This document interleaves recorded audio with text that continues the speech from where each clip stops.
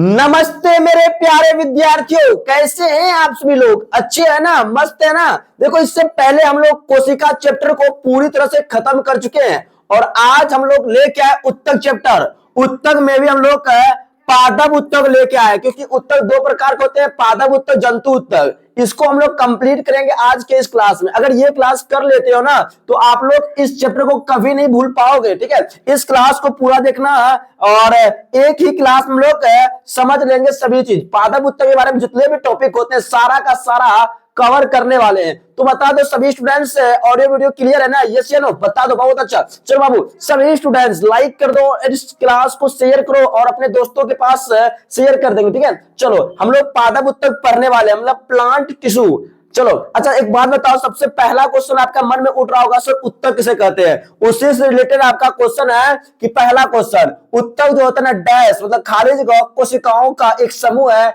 जो डैश का कार्य करता है। उत्तक किसका समूह है? किस कोशिकाओं का समूह है? देखो, आप लोग को उत्तक होगा, कई सारे उत्तक होते हैं, वो जो है ना एक जैसा कोशिकाओं के समूह होते हैं और सभी का कार्य क्या होते हैं? एक जैसा होता है। मतलब सिमिलर कोशिकाओं का समूह को उत्तक कहते हैं, मतलब एक जैसा समान कोशिकाओं के समूह को उत्तक कहते हैं और सभी का क्या होते हैं? समान कार्य होते हैं। आप सभी से क्वेश्चन है कि उत्तक का अध्ययन करना क्या कहलाता है? बताओ, उत्तक जो होते हैं ना, उत्तक का अध्ययन करना क्या कहलाता है? बताओ, अध्ययन करना क्या कहलाता है? यह सवाल आप सभी के जहन में आया होगा कि सर उत्तक का अध्ययन करना क्या कहलाता है। मेरी जान देखो, उत्तक जैसे इससे पहले हम लोग पढ़े थे सेल के बारे में। सेल मीन्स कोशिका। कोशिका का जब अध्ययन की बात करते हैं, कोशिका का जब अध्ययन की बात करते हैं उसे साइटोलॉजी कहते हैं। क्या कहते हैं?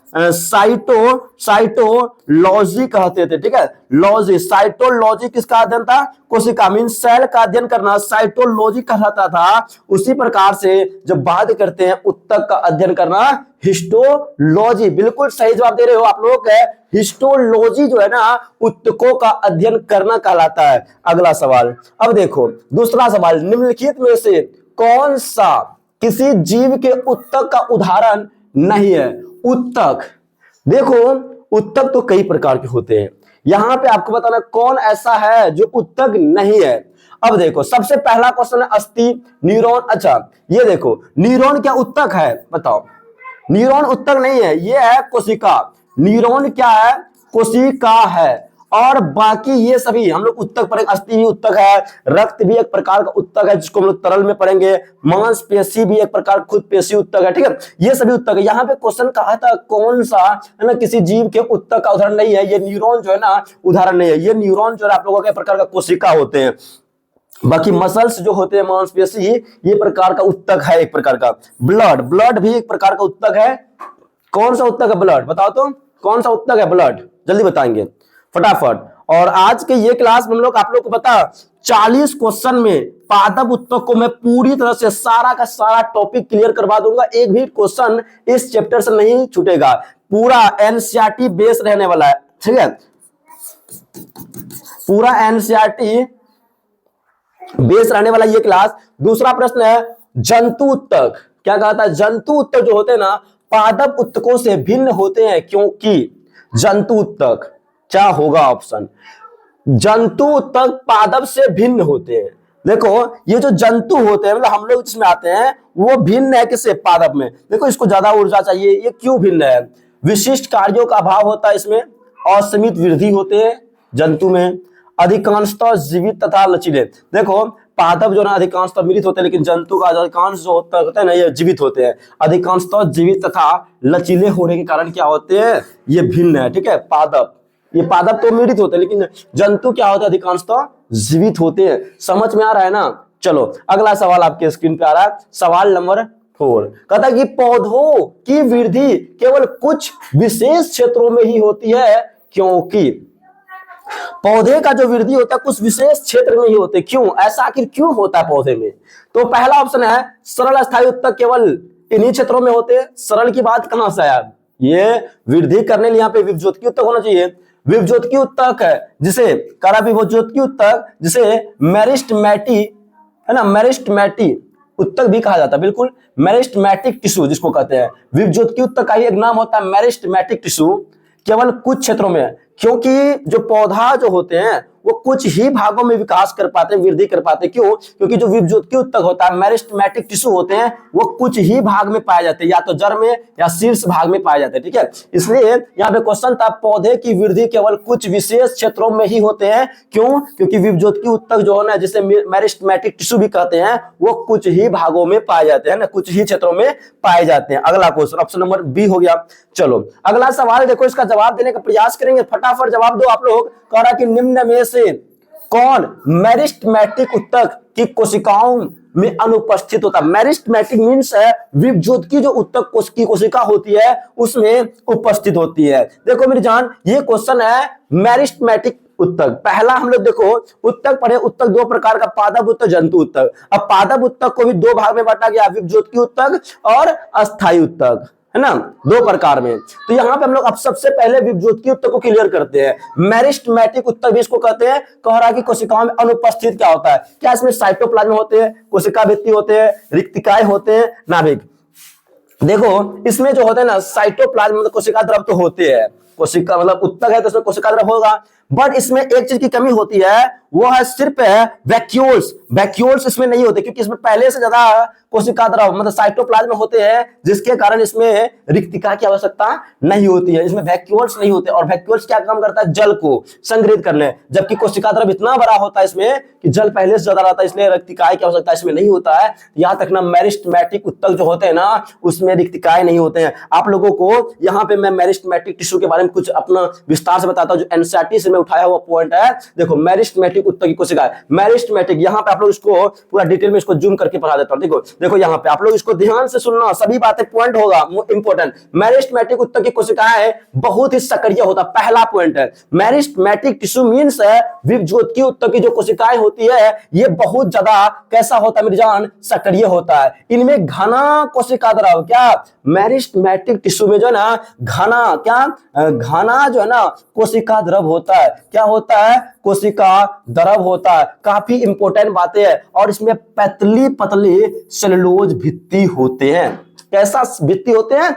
सेलुलोज की जो भित्ति होता है वो पतला होता है। किसमें? मेरिस्टेमेटिक में। तथा प्रमुख नाभिक, देखो नाभिक भी होता है, और ये ऑप्शन देखो ना, यहाँ पे नाभिक भी है और साइटोप्लाज्म भी होता है, कोशिका भित्ति भी होता है, पतली पतली होता है। ठीक है, इनमें रिक्तिकाएं नहीं होती। यहाँ पे ये एनसीईआरटी बुक में डायरेक्ट लिखा हुआ है कि जो मेरिस्टेमेटिक टिश्यू मींस उत्तक जो होते हैं उसमें रिक्तिकाएं नहीं होती है।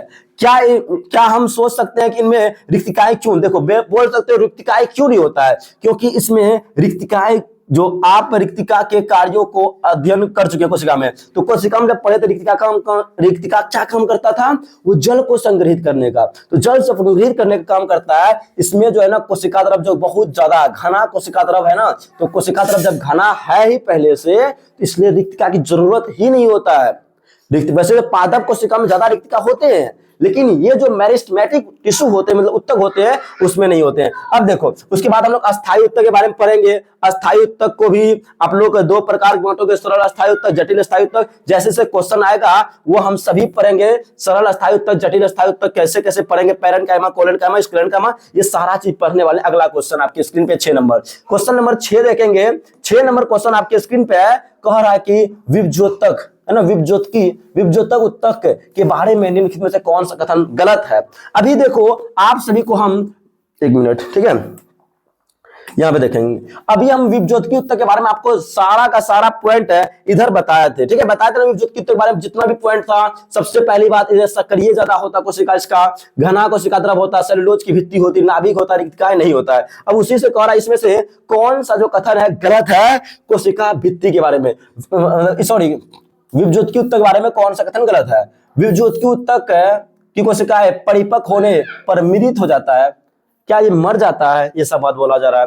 पौधे में जीवन भर वृद्धि को संभव बनाता, हम लोग में जीवन भर होता है वृद्धि। जैसे हम लोग क्या होते हैं, जब तक हम लोग जिंदा है तब तक वृद्धि होते रहता है। जैसे अगर नाखून की बात करते हैं, ये सब उत्तक है तो यहाँ पर वृद्धि होता है क्या? लेकिन पादप में वृद्धि होता है जीवन भर? नहीं, ये वृद्धि जीवन भर नहीं, कुछ समय ऐसा आता है जो अस्थायी में बदल जाता है। ये क्वेश्चन हमको लगता है गलत है। और विभज्योतक उत्तक कोशिकाएं परिपक्व होने पर यह मृत हो जाता है, बिल्कुल सही बात बोल रहा है। और कोशिकाएं छोटी पतली कोशिका भित्ति वाली सघन कोशिका द्रव युक्त और बड़े केंद्रक वाले होते हैं। देखो इसमें पतली कोशिका भित्ति होते हैं, सघन कोशिका द्रव होते हैं, है ना, और बड़े केंद्रक होते हैं। और विभज्योत ऊतक सक्रिय रूप से विभाजित होने पर कोशिकाओं से बने होते हैं। ये भी सही है, लेकिन कहा कौन सा गलत है? तो ऑप्शन नंबर बी जो है ना ये गलत है। क्या आप लोग भी यही सोचे थे क्या इसमें जीवन भर वृद्धि की को संभव? जीवन भर नहीं होता इसमें वृद्धि, ठीक है। आगे 7वां नंबर क्वेश्चन है विभज्योतक, है ना, विभज्योतक ऊतक की कोशिकाओं में राजधानी नहीं होती है, क्यों? देखो इसमें जो राजधानी होता है क्यों नहीं होता? विभज्योति तो जो शीर्ष भाग में वृद्धि करता है, इसमें राजधानी जो होते क्यों नहीं होते हैं? तो बताओ, इधर देखेंगे सभी स्टूडेंट, ठीक है, बताओ क्यों नहीं होता है? विभज्योत की कोशिका सक्रिय रूप से विभाजित होती है तथा उसमें सघन कोशिका द्रव की आवश्यकता होती है। राजधानियों कोशिका की मृत्यु का कारण बनती है, नहीं ये सब नहीं होगा। विभज्योत की ऊतक कोशिका मृत होती है, अरे मृत कैसे? जीवित होता है ना, मृत तो होगा नहीं, जीवित होता है, ठीक है। ठीक है, राजधानी ये वाला सही होगा कि विभज्योत की ऊतक सक्रिय रूप से विभाजित होते तथा सघन कोशिका द्रव होता है ना, इसीलिए इसमें राजधानी नहीं होता। ऑप्शन नंबर ए सही में समझ में आ रहा है? यस या नो बताओ, समझ में आ रहा है बाबू? इधर देखते रहना सारा का सारा स्टूडेंट, ठीक है बाबू। यहाँ पे आप लोग को पता ऑडियो वीडियो भी क्लियर है ना, फ्रेश तो आ रहा ना वीडियो, ठीक है। चलो अगला सवाल है 8वां नंबर, खाली जगह कहता है cell of dash tissue different of from different type of permanent tissue. अब परमानेंट टिश्यू की बात करते हैं। देखो ऊतक की कोशिकाएं अलग अलग प्रकार की अस्थायी ऊतक बनाने के लिए पृथक होते हैं। जो कह रहा है कि किस ऊतक की कोशिकाएं, किस ऊतक की कोशिका, मतलब ऊतक की कोशिका अलग अलग प्रकार का अस्थायी। देखो ऐसा कौन सा ऊतक है जो अस्थायी ऊतक में बदलेगा? वो विभज्योत ऊतक ही है। जब विभज्योत ऊतक क्या होते हैं? पृथक्करण, है ना, डिफरेंशिएशन होता है इसका। विभज्योत ऊतक जब डिफरेंशिएट होते हैं वह जाकर के अस्थायी ऊतक बनता है। तो इसका राइट आंसर क्या होगा? मेरिस्टेमेट, है ना, विभज्योतक। तो विभज्योतक हो जाएगा। तो विभज्योतक ही क्या होता है? जाकर के सरल अस्थायी ऊतक में बदल जाते हैं, ठीक है। इधर देखना बाबू। चलो अगला सवाल है 9 नंबर, ये भी सवाल काफी इंपॉर्टेंट है। देखो पौधे में जो मेरिस्टेमेटिक ऊतक की कोशिकाएं एक ऐसी प्रक्रिया से गुजरती है जिसमें वे विभाजित होने की अपनी क्षमता खो देती है। देखो जो मेरिस्टेमेटिक टिश्यू होते हैं ऐसी प्रक्रिया से गुजरता है जब वो विभाजित होने की क्षमता खो देता है और विभाजित न होकर के वो अस्थायी ऊतक में बदल जाता है। तो एक अस्थायी आकार और माप लेती है और एक विशिष्ट कार्य के लिए विशिष्ट हो जाती है। इस क्रिया को क्या कहते हैं? इस क्रिया को अभी जस्ट बताए थे, पृथक्करण कहते हैं, बोल सकते हो।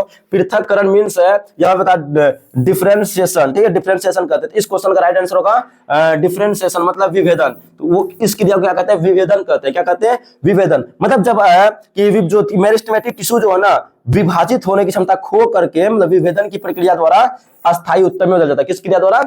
विभेदन की क्रिया द्वारा किसमें? अस्थायी ऊतक में बदल जाता है। अस्थायी ऊतक फिर दो प्रकार का, एक सरल अस्थायी ऊतक और एक जटिल अस्थायी ऊतक, ठीक है। समझ में आ रहा है? सारा क्वेश्चन काफी इंपॉर्टेंट। यहाँ पे अस्थायी ऊतक के बारे में लिखा हुआ है, ये कोशिका एक विशिष्ट कार्य ग्रहण करती है और विभाजित होने की क्षमता खो देती है और परिणाम स्वरूप अस्थायी ऊतक बन जाती है और इस क्रिया को विभेदन कहते हैं, मतलब डिफरेंशिएशन कहते हैं। यहाँ पे एनसीईआरटी बुक में ये लाइन डायरेक्ट लिखा हुआ था और इस टाइप का क्वेश्चन आपके एग्जाम में पूछा जाता है ना। और ये होता है यहाँ पे देखो पैरेन्काइमा के जब बारे में पढ़ेंगे, वो भोजन संग्रहण का काम करता है। इसको हम लोग बारे आगे में पढ़ेंगे। सरल अस्थायी ऊतक कितने प्रकार के होते हैं, जटिल अस्थायी ऊतक, सॉरी अस्थायी ऊतक दो प्रकार, सरल और जटिल, उसके प्रकार पढ़ेंगे फिर।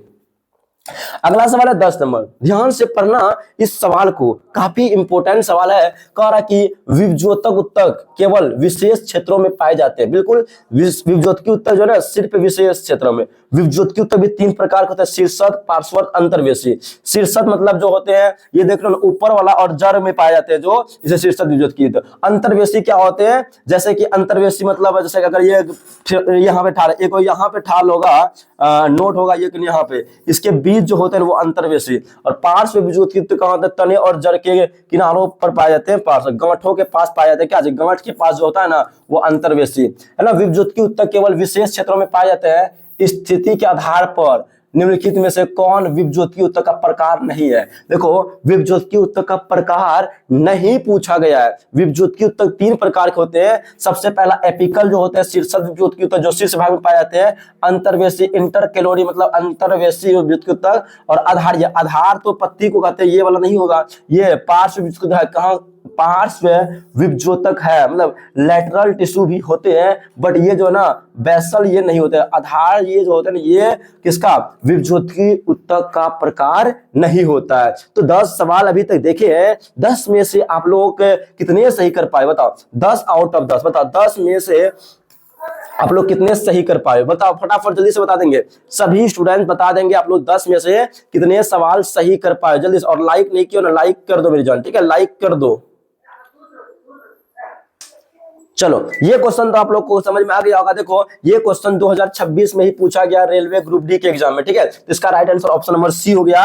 अगला सवाल आपके स्क्रीन पे है, कुछ पौधे में गांठों, मतलब गांठ जो होते हैं, नोट जहां पे होते हैं, गांठ या नोट के निकट कौन सा विभजोत की उत्तक। देखो आपको पता होगा जो गांठ होता है, ये गांठ यहाँ पे अगर होता है, ये गांठ यहाँ पे, इसके बीच जो होता है ना नोट गांठ जो कहते हैं, उसमें कौन सा पाया था, अंतर्वेशी मतलब इंटर कैलोरी, ठीक है, ऑप्शन नंबर क्या होगा, डी नंबर होगा, इंटर मतलब अंतर्वेशी विभजोत की, तो इंटर कैलोरी मेरिस्टेमेटम है ना, मेरिस्टेमेटिक। और आपको पता है शीर्षक भाग में एपिकल मेरिस्टेमेटिक पाए जाते हैं, ठीक है, तो इंटर कैलोरी हो जाएंगे ऑप्शन नंबर डी।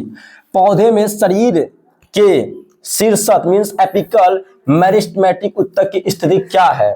देखो पौधे में जो है ना शीर्षक विभजोत की उत्तक जो होते हैं, मतलब एपिकल जो मेरिस्टेमेटिक टिश्यू होते हैं, उसका काम क्या होता है, पौधे हो गया और जड़ हो गया, इसका शीर्ष भाग में पाया जाता है, ये दोनों भाग देख सकते हैं, यहाँ पे पाए जाते हैं और यहाँ पे जड़ और शीर्ष में पाए जाते हैं। ये मतलब क्या करता है, वृद्धि करता है तनों और जड़ों, तना नहीं होगा, ये हो गए तनों और जड़ों के पार्श्व भाग में, तनों और जड़ों की बढ़ती नोक केवल जड़ों पर गांठे बने, ये तो हम लोग यही हुआ ना, तना जो हो गया, ये क्वेश्चन होगा तना और जड़ों के बढ़ती नोक पर ही पाए जाते, मतलब नोक पर यहाँ पे पाया जाता है, ठीक है, तो ऑप्शन नंबर ए होगा। ऐसे पत्ती इतना था ना, पत्ता वाला शीर्ष भाग में, ठीक है। अगला क्वेश्चन तेरा, शीर्षक विभजोत उत्तक, देखो ध्यान से, शीर्षक जो विभजोत उत्तक होते हैं वो लंबाई के लिए है, तो पार्श्व विभजोत की उत्तक किसके लिए होगा। इस क्वेश्चन को समझने से पहले आप लोग को मैं एक चीज बताना चाहता हूं, यहाँ पे देखो शीर्षक विभजोत जो है एपिकल मेरिस्टेमेटिक टिश्यू, वो क्या करता है, जड़ और तने के शीर्ष पर पाए जाते हैं, क्या पाए जाते हैं, जड़ और शीर्ष के तने पर शीर्षक विभजोत की, और इसका काम का लंबाई बढ़ाना और प्राथमिक वृद्धि जो करते हैं ना, वो शीर्षक विभजोत ही करते हैं, एपिकल मेरिस्टेमेटिक, ये जो शीर्षक विभजोत उत्तक होते हैं प्राथमिक वृद्धि यहाँ पे और यहाँ पे करते हैं, रूट में और मतलब शूट में, मतलब जो शीर्ष भाग होते हैं। अब बात करते हैं पार्श्व, देखो यहाँ पे थोड़ा सा गलत लिखा चला गया है, इंटर कैलोरी क्या होगा, उल्ट ये नाम हिंदी आगे पीछे हो गया, ठीक है। पार्श्व विभजोत तक यार यहाँ पे ये जो इंटर कैलोरी सही हिंदी में नाम गलत है, ये वाला नाम देखो हिंदी में गलत हो गया है, जो इंटर कैलोरी होते हैं मतलब अंतर्वेशी यहाँ पे आएगा, ठीक है। ये जो है गांठों पर और पत्तियों शाखाओं के आधार पर पाए जाते हैं, पत्ती और शाखाओं की वृद्धि में सहायता करते हैं, जबकि लेटरल कैलोरी मतलब जो क्या कहते हैं, इसका इधर आएगा पार्श्व जो होते हैं तनों और जड़ों के साइड पर पाए, और मोटाई बढ़ाने में काम करता है कौन, पार्श्व विभजोत है ना, लेटरल मेरिस्टेमेटिक, ठीक है, ये वाला आपको याद रखना है। यहाँ पे जो क्वेश्चन था कि पार्श्व विभजोत क्या करते हैं, मोटाई, केवल मोटाई बढ़ाता है ना, मोटाई बनाने में क्या करता है, मदद करता है। जो पार्श्व विभजोत होता है ना, लेटरल मेरिस्टेमेटिक, ये भाग में पाए जाते हैं, जो क्या करते हैं, मोटाई बढ़ाता है, ठीक है, ऑप्शन नंबर सी। समझ में आया ना ये क्वेश्चन। अब देखो ये बातें भी समझ में आ गई आप लोगों को। अगला क्वेश्चन है 14, एक वनस्पति शास्त्री मतलब कोई वनस्पति वैज्ञानिक होते हैं, एक वनस्पति वैज्ञानिक होते हैं, ठीक है, एक वनस्पति वैज्ञानिक होते हैं।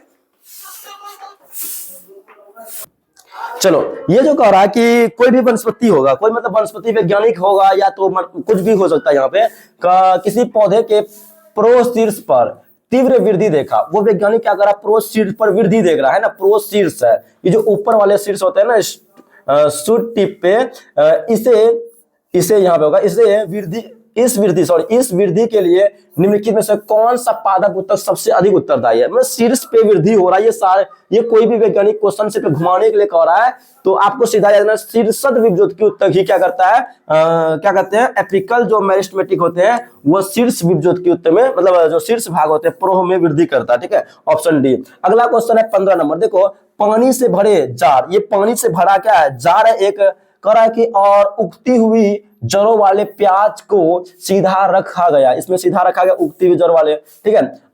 एक्सपेरिमेंटल सेटअप को देखें, ये देखना आप लोग यहाँ पे सेटअप को देख रहे हो ना, ठीक है।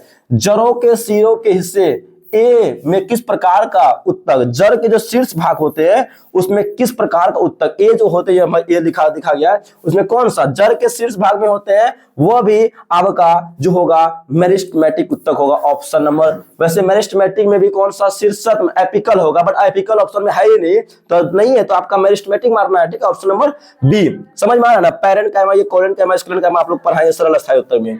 अब देखो उसी टाइप का फिर से क्वेश्चन आया 16 नंबर क्वेश्चन, क्या कहा था, इसको भी ध्यान से पढ़ना और जवाब देने का प्रयास करना। कह रहा है प्याज की जड़ का सिरा काट देने पर, ये सिरा जो होता है ना काट देने पर उसकी वृद्धि क्यों रुक जाती है। वहां पे जो शीर्षक विभुजोतक उत्तक होता है उसी को तुम काट देते हो, तो क्या होता है, विभुजोतक कोशिकाएं अपनी राजधानी खो देती है। राजधानी बात हो रहेगा, नई कोशिकाएं अपने बनाने वाले शीर्षक विभुजोतक की हट जाता है। हाँ बिल्कुल, नए कोशिका बनाने वाले जो शीर्षक विभुजोतक है वही क्या होते हैं, हट जाते हैं। तो इसका राइट आंसर क्या होगा, ऑप्शन नंबर बी। अगला सवाल 17 नंबर, देखो 17 नंबर सवाल भी काफी इंपोर्टेंट है, और कह रहा कि कुछ पौधे में पत्तियों के आधार या गांठ, पत्ती का आधार जहां पत्ती निकलता है उसको गांठ भी कहते हैं, के निकट परिपक्व उत्तकों के बीच विभुजोतक उत्तक पाया जाता है। यह कौन सा है, जो गांठ के पास इसके बीच जो पाया जाता है, यह कौन सा होता है, नोड और पत्ती के आधार के पास जो पाया जाता है ये कौन सा उत्तक होते हैं। इसको कहते हैं हम लोग अंतर्वेशी या फिर विभजन, इसको कहते हैं इंटरकैलोरी। क्या कहते हैं, इंटरकैलोरी, अंतर्वेशीय है ना, अंतर्वेशीय। नोड के पास जो नोड जो होते हैं ना गांठ के पास जो पाया जाता है वहां पे कहते हैं इंटरकैलोरी मेरिस्टेमेट, है ना, मेरिस्टेमेटिक टिश्यू बोल सकते हो, अंतर्वेशी विभुजोतक। क्लियर है। चलो अगला सवाल 17 हो गया।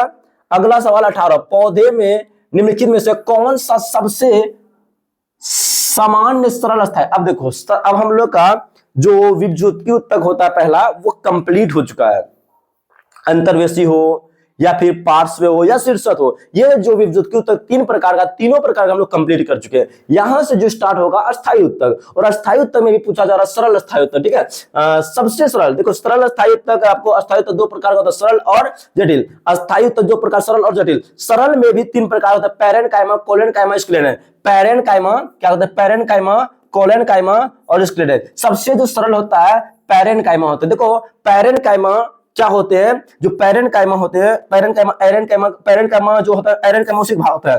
पैरेन्काइमा क्या होता है इसके बारे में समझते हैं।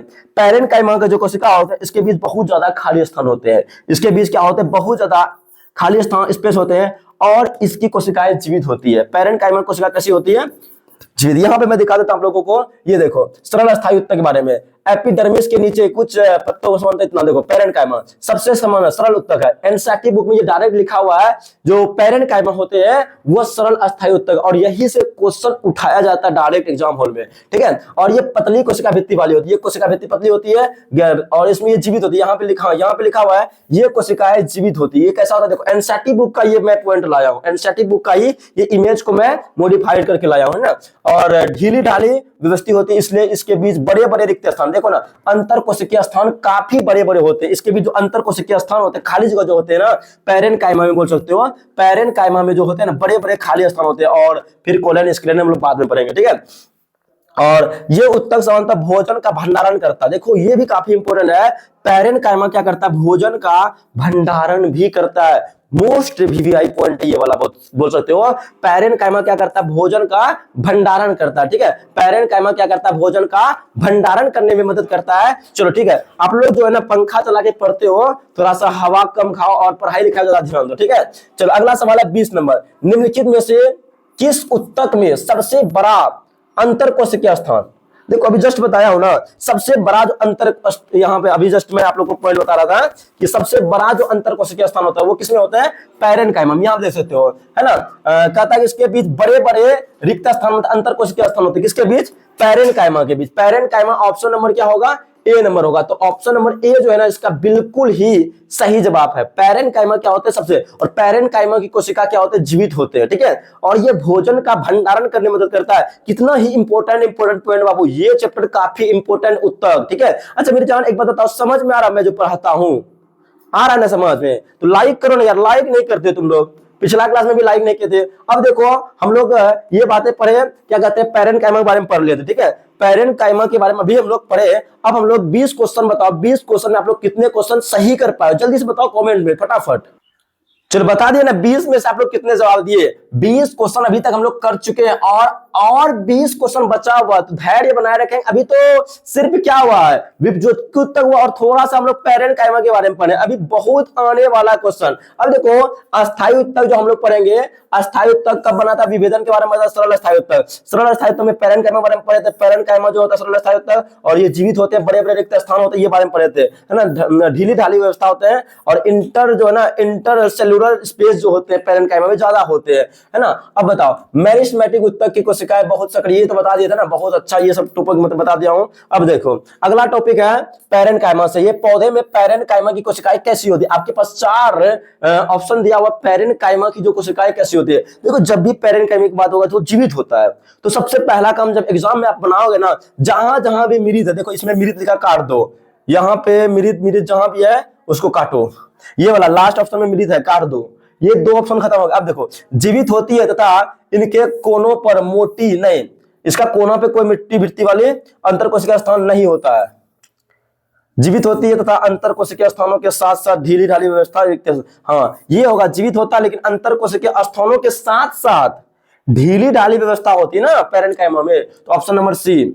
यहाँ पे कहा मोटी कोनो उसका भित्ति, ये मोटा अभी पैरेंट कायमा में नहीं पढ़ेंगे हम लोग, कोलन कायमा। निम्नलिखित में से कौन सा पादप उत्तक प्रकाश संश्लेषण करता है। देखो पैरेंट कायमा का एक और होता है जिसमें क्लोरोफिल पाया जाता है, जिसको कहते हैं क्लोरेन कायमा। क्लोरेन कायमा पैरेंट कायमा का ही भाग होते हैं, पैरेंट कायमा का ही भाग होते हैं क्लोरेन कायमा, जो कि प्रकाश संश्लेषण करते हैं, क्लोरेन कायमा। ऑप्शन नंबर ए होगा, और इस क्लोरेन कायमा के बारे में बाद में पढ़ेंगे, ठीक है। और जाइलम और फ्लोएम तो यहाँ पे सरल होते हैं, ये जटिल होते हैं, तो ऑप्शन नंबर ये खत्म हो गया। अगला सवाल है 23 नंबर, निम्नलिखित में से कौन सा पैरेंट कायमा का प्रकार है। पैरेंट कायमा के 2 प्रकार होते हैं, जो जलीय पादप, ये देखो अभी ये सब तो हम लोग हो गया, जलीय पादप में पाया जाता है तथा जिनमें तैरने में सहायता के लिए बड़े बड़े वायुगोल, तो इसको कहते हैं एरन, एयर जो गुहा होते हैं उसको एरन कायमा कहते हैं। तो यहाँ पे एरन कायमा ऑप्शन नंबर डी होगा, ठीक है। सहचर कोशिका तो कहेंगे ही नहीं इसको। चलो अगला क्वेश्चन, ये देख रहे हो ना यहाँ पे, ये सब तैरने के लिए इसमें पाया था क्या, एरन कायमा, हरियाली होता है जो। अगला पैरेंट कायमा जो कोशिका होते हैं, बड़े अंतर कोशिकीय स्थान किसके लिए होते हैं। जो पैरेंट कायमा जो होते हैं उसमें बड़े अंतर कोशिकीय स्थान किसके लिए होता है, बताओ। इसमें बड़े बड़े जो अंतर कोशिकीय स्थान होते हैं वो किसके लिए, संरक्षण एवं वाष्पोषण नहीं।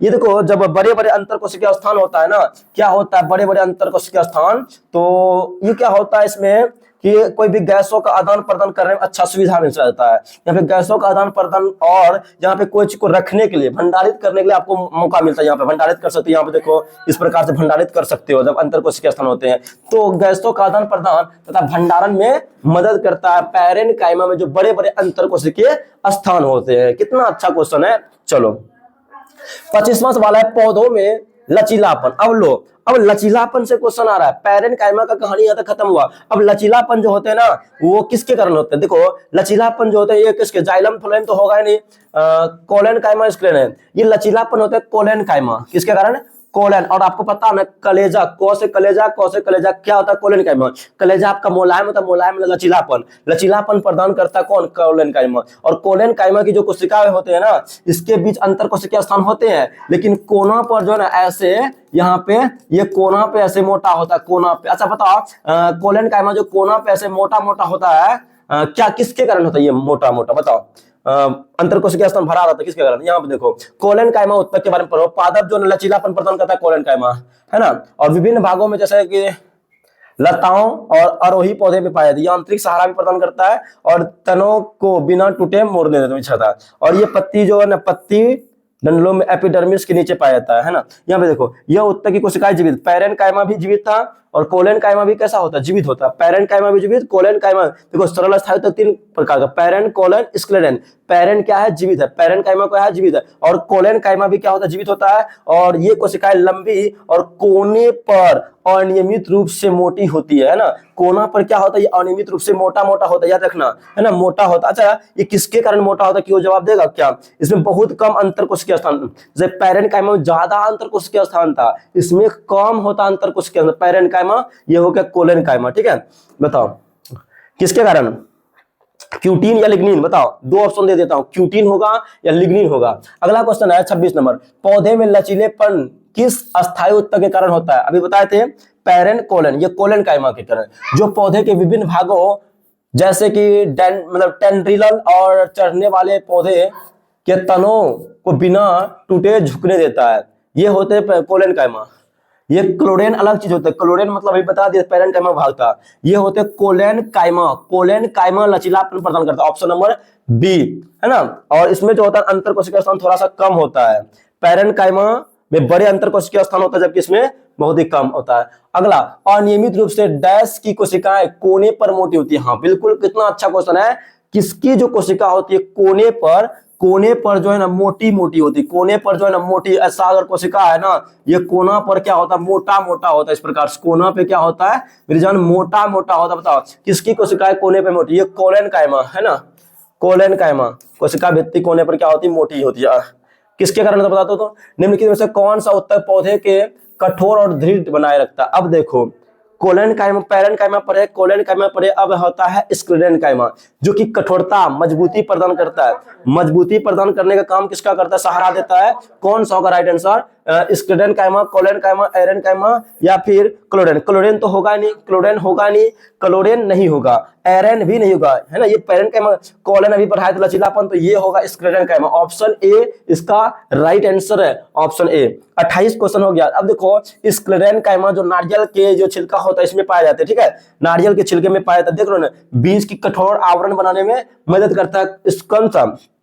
स्क्लेरन कायमा। क्या ये एनसीईआरटी बुक में लिखा हुआ है, ये अस्थायी उत्तक तो है जिसे स्क्लेरन कायमा कहते हैं। और देखो अभी पैरेंट कायमा जो पढ़े तो उसका कोशिका जीवित था, कोलन का भी जीवित था, लेकिन एक ऐसा जो है ना सरल तो जिसका मिलित होता है, ये है स्क्लेरन कायमा। पैलेन को है ना, पैरेंट कायमा, कोलन कायमा, स्क्लेरन, पीसीएस, है ना, पैलेन, कोलन और स्क्लेरन, ठीक है। इसकी कोशिकाएं कैसी होती है, मिलित होती है, और ये कोशिकाएं लंबी और संकरी होती है, लेकिन इनकी दीवार लिग्निन के कारण मोटी होती है। अब इनका जो दीवार होता है ना, इनका दीवार मोटा मोटा होता है लिग्निन के कारण। किसके कारण?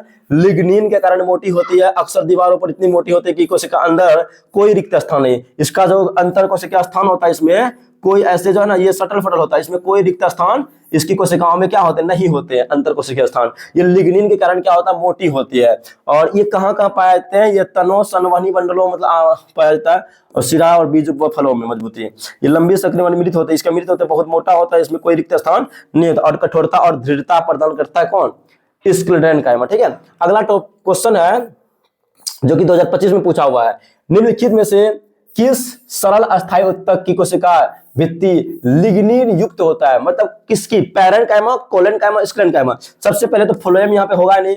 सरल अस्थायी उत्तक 3 प्रकार होता है, पैरेंट कायमा, कोलन कायमा और स्क्लेरन। देखो पहला ये बोलोगे, दूसरा ये बोलो, आप लोग सीरियली पर याद करना।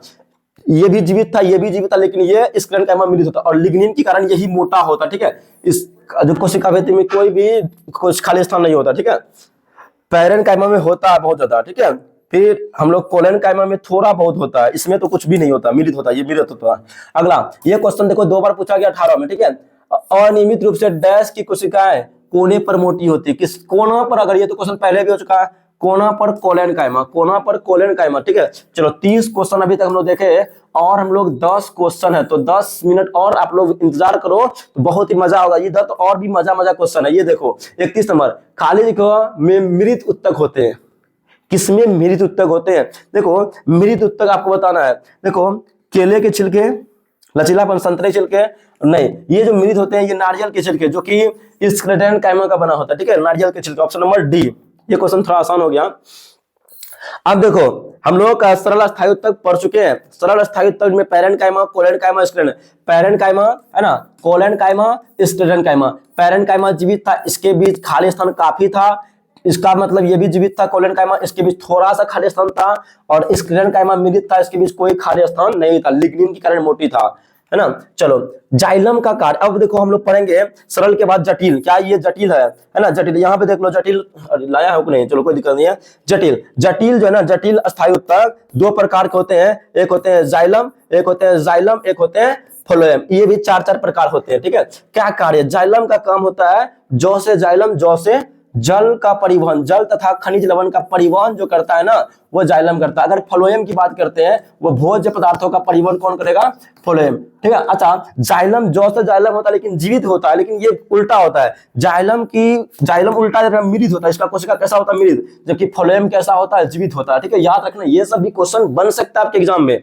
अगला सवाल आपके पास है 33 नंबर। निम्नलिखित में से कौन सा उत्तक पत्तियों में निर्मित भोजन को पौधे के सभी भागों, अब देखो भोजन का परिवहन कौन करेगा? ये कह रहा है कि पत्ती में जो भोजन बना है उसको सभी भागों तक कौन पहुंचाता है? फ से फ्लोएम और फ से फल, फल भी भोजन है तो फ्लोएम याद रखना भोजन के परिवहन। अगर जाइलम पूछेगा तो जल का बारे में याद रखना। ये एपिडर्मिस के बारे में भी पढ़ेंगे आप लोग, ठीक है। और ये देखो भोजन का परिवहन कौन करता है? फ्लोएम। और इसमें भी 4 प्रकार होते हैं, है ना। चलो, खाली जगह कहता है मिट्टी से प्राप्त पानी और खनिज को स्थानांतरित करता है कौन? यहाँ पे तो जाइलम करता है ना। जाइलम आएगा पहला आंसर। जाइलम कहां पे है? जाइलम ये वाला ऑप्शन, ठीक है। जबकि डैश पत्तियों से जहां उनका संश्लेषण होता है, प्रकाश संश्लेषण उत्पादन अन्य भागों में ले जाता है, और भोजन को ले जाने वाला फ्लोएम होता है। तो पहला में जाइलम होगा, दूसरा में फ्लोएम। आगे क्वेश्चन नहीं देखना है, ठीक है। ऑप्शन नंबर डी क्वेश्चन है फ्लोएम में मौजूद मृत। अच्छा, फ्लोएम भी 4 प्रकार होते हैं, है ना। साथी कोशिकाएं, फ्लोएम फाइबर, फ्लोएम पैरेन्काइमा और साइब ट्यूब, है ना, छलनी ट्यूब। ये जो इसमें लगभग फ्लोएम जो होते हैं जीवित होते हैं। फ्लोएम क्या होता है? जीवित होते हैं, लेकिन इसका एक प्रकार जिसको फाइबर कहते हैं, फ्लोएम फाइबर, फ्लोएम तंतु जिसको कहते हैं, ये मृत होते हैं। जबकि जाइलम का सभी ठो मृत होता है। एक जो पैरेन मतलब क्या कहते हैं, पैरेन मतलब सॉरी क्या कहते हैं, जाइलम पैरेन मतलब जाइलम, ऐसे जाइलम मृदुत, जाइलम मृदुत जो होते हैं ना वो क्या होता है? जीवित होते हैं उसमें। बाकी इसमें सारा का सारा जीवित होता है, लेकिन एगो मृत होता है जिसका नाम है फाइबर, ठीक है। फाइबर क्या होते हैं? मतलब मृत होते हैं, ठीक है। अगला क्वेश्चन 36, पौधे में भोजन का संवहन, देखो भोजन का संवहन करने वाले जटिल उत्तक खाली जगह कहलाता है। भोजन का परिवहन करने वाला जाइलम नहीं होगा, ऑप्शन होगा ही नहीं। कोलेन काइमा की बात नहीं, फ्लोएम होगा। तो फ्लोएम एक ही ऑप्शन में यही बड़ा मानेंगे। तथा इन यह कहता कि चालनी नलिकाओं एवं डैश जैसी, चालनी नलिका एवं सहचर कोशिकाओं जैसी जीवित कोशिकाओं से मिलकर बना होता है ना। सहचर कॉम्पेनियन सेल्स के द्वारा मिलकर बना होता है। अगला क्वेश्चन 37 नंबर, जाइलम उत्तक के कौन से तत्व परस्पर जुड़े हुए जल संवहन चैनल बनाते हैं? बताओ जल्दी से। क्वेश्चन है, जाइलम उत्तक के कौन से तत्व परस्पर जुड़े हुए जल संवहन चैनल बनाते हैं? जल संवहन चैनल बनाते हैं, क्या होता है? वाहिकाएं एवं जाइलम फाइबर, ट्रैकिड्स और जाइलम फाइबर। देखो जाइलम उत्तक के कौन से तत्व परस्पर जुड़ करके जल संवहन, जल को ले जाने के लिए संवहन ऐसे बनाता है, पाइप बनाता है। केवल वाहिकाएं और ट्रैकिड्स होना चाहिए ना। ये ट्रैकिड्स और जाइलम फाइबर नहीं, ये होगा वाहिका और ट्रैकिड्स। यहाँ पे आप लोग को मैं जल्द दिखा देता हूँ। यहाँ पे आप लोग का एक बात पॉइंट है, ये ऑप्शन नंबर डी होना चाहिए। यार यहाँ पे लाया गया है कि नहीं? एक मिनट, इसका मैं सोल्यूशन लाया था, ठीक है। चलो कोई दिक्कत नहीं है, नहीं है तो इसका राइट आंसर है ना ऑप्शन नंबर डी होना चाहिए। वाहिकाएं और ट्रैकिड्स जो होते हैं ना, ये क्या करते हैं? जल संवहन चैनल बनाने का काम करता है। ऑप्शन नंबर डी होगा। यहाँ पे आप लोग को लिखा होगा, है ना, ट्रैकिड्स और वाहिका, ये वाला है ना। ट्रैकिड्स और वाहिकाएं जो है ना जल चैनल ऐसे बनाते हैं ना, जो जल को ऊपर खींचता है। ऑप्शन नंबर क्या होगा? डी होना चाहिए, ठीक है। अगला सवाल, अगला क्वेश्चन कहता है 38 नंबर, खाली जगह पत्ती की एपिडर्मिस में पाया। अब देखो एपिडर्मिस जो होता है पत्ती में पाया और ऊपरी भाग को एपिडर्मिस कहते हैं। ये खाली जगह पत्ती के एपिडर्मिस में पाया। कौन है जो एपिडर्मिस? एपिडर्मिस में कौन? ये देख रहे हो स्टोमाटा। स्टोमाटा जब पत्ती के ऊपरी भाग में पाया था, ये एपिडर्मिस स्टोमाटा होगा राइट आंसर। एपिडर्मिस में जो पाए जाते हैं वो क्या पाए जाते हैं? स्टोमाटा। अगला क्वेश्चन 39 नंबर, रेगिस्तानी पौधे की एपिडर्मिस पर खाली जगह की मोटी मोटी मोटी मोमी परत होती है। जो मोमी परत होता है रेगिस्तानी पौधे में वो होता है क्यूटीन। क्या होते हैं बाबू? ये जो मोटी मोटी परत होते हैं वो क्या होते हैं? क्यूटीन नाम का होता है। क्या होते हैं? लिग्निन करक नहीं, यहाँ पे क्यूटीन बोलोगे रेगिस्तानी, ठीक है। और आप लोग पता होगा ये कॉर्क कोशिका होता है। कॉर्क कोशिका भी जो ना वो होते हैं ये लिग्निन के क्यूटीन कारण, ठीक है। या देखो रेगिस्तानी पौधे की एपिडर्मिस पर मोटी मोटी मोमी परत क्यों होती है? देखो रेगिस्तानी पौधे एपिडर्मिस पर क्यूटीन नामक रासायनिक पदार्थ मोटी मोटी मोमी परत बनाती है। ये क्वेश्चन, ये लाइन एनसीईआरटी बुक से मैं डायरेक्ट लाया हूं, ठीक है। याद रखना, पत्तियों पे क्यूटीन नामक है ना, क्यूटीन, ये क्यूटीन नामक जल रोधी पदार्थों से बनी होती है ना, जल रोधी, इसमें जल नहीं आता, क्यूटीन, ठीक है। और पारदर्शी मोमी जैसे रचना होते हैं ये रेगिस्तानी पौधे में। ये देख लो कैक्टस वगैरह राजस्थानी पौधा, ये सभी पौधा देख रहे हो ना, एलोवेरा, ये सभी पौधा राजस्थानी का पौधा है ना, रेगिस्तान का। अब अगला क्वेश्चन है, लास्ट क्वेश्चन है 40 नंबर कि कॉर्क अपनी कोशिकाओं के भीतर पाए जाने वाले डैश के कारण पानी और गैसों के लिए अभेद्य है। कॉर्क जो होते हैं, कॉर्क की जो पतली कांट पढ़ाए थे, उसमें क्या होता है ना, कि कॉर्क की अपनी कोशिकाओं के भीतर पाए जाने, खाली जगह, देखो कॉर्क में भी लिग्निन होता है, क्यूटीन होता है ना, सॉरी यार, इसमें सुबेरिन होता है ना, कॉर्क में बाबू सुबेरिन होता है, ठीक है। सुबेरिन के कारण पानी और गैसों के लिए अभेद्य होते हैं ना, मोटी दीवार पे मिलित होते हैं ये कॉर्क है, और वायु से भरी होती है, और सुबेरिन युक्त दीवार मतलब जल और गैसों के लिए अभेद होते हैं सुबेरिन, ठीक है। सुबेरिन याद रखना, ऑप्शन नंबर डी इसका राइट आंसर होगा। तो मेरी जान 40 क्वेश्चन अभी तक हो चुका है। यहाँ पे देखो साफ साफ लिखा, जैसे पौधे बड़े बड़े होते हैं, बारिश सुरक्षात्मक कुछ परिवर्तन होते हैं, और कॉर्टेक्स में स्थित द्वितीय मेरिस्टेमेटिक है ना, की पट्टी कॉर्क कोशिकाओं की परत बनी होती है, कॉर्क कहलाती है। कॉर्क की कोशिका कैसा होता है, मिलित होता है, और बिना अंतर कोशिकीय स्थान वाले होते हैं, मतलब कोई खाली जगह नहीं होते, सघन होते हैं, ठीक है। यहाँ पे चलो, यहाँ पे इनकी दीवारों में, हाँ यहाँ पे लिखा हुआ है ना, इनकी दीवारों में, एनसीईआरटी बुक में लाइन लिखा हुआ, सुबेरिन है ना, सुबेरिन नामक पदार्थ पाए जाते हैं, किनके, कॉर्क है, जो जल और गैसों के लिए अभेद्य होते हैं ना, अप्रवेश्य होते हैं, क्या, सुबेरिन नामक पदार्थ पाए जाते हैं। ये 40 क्वेश्चन आपको करके कैसा लगा, कौन सा चैप्टर का हम लोग, ये भी प्लांट मतलब प्लांट टिश्यू मतलब पादप उत्तक जो होते हैं ना, बिल्कुल हम बोलते हैं ना, समझे एक क्लास में, वो बिल्कुल एक क्लास में आप लोग का प्लांट जो ना टिश्यू होते हैं, प्लांट टिश्यू खत्म हो गया। अब हम लोग पढ़ेंगे अगला चैप्टर में, मतलब कल का जो क्लास होगा वहां पे हम लोग पढ़ेंगे जंतु उत्तक पढ़ेंगे बहुत ही अच्छे से। तो आज का ये क्लास आपको कैसा लगा जल्दी बताओ फटाफट।